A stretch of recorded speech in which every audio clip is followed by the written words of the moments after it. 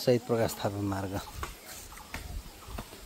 यो चाहिँ शहीद प्रकाश थापा स्मृति स्टेडियम, शहीद प्रकाश स्टेडियम जाने बाटो। यो शहीद प्रकाश थापा मार्ग। यहाँ सोलिङको कार्य धमाधम भइरहेको छ। 1 नम्बर वडाको यहाँदेखि उँधो चाहिँ हाम्रो शहीद प्रकाश थापा मार्ग, जुन मार्ग चाहिँ हाम्रो यो स्टेडियममा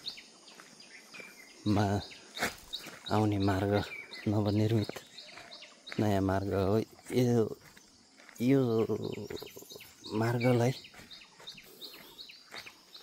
यतिकोसम्म ल्याइपुर्याउनका लागि पनि विशेष गरेर शहीद भूमि 1 नम्बर वडा कार्यालयलाई विशेष धन्यवाद ज्ञापन गर्न चाहन्छौँ।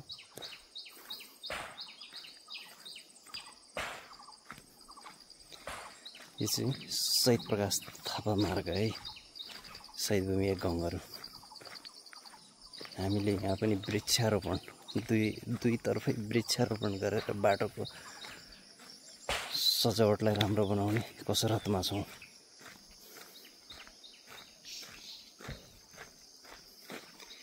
यसरी गरेर हाम्रो यो बाटो ठ्याक्क मूल बाटोमा ठोकिन्छ। हामी मूल बाटोभन्दा 1 किलोमिटर भित्र छौँ।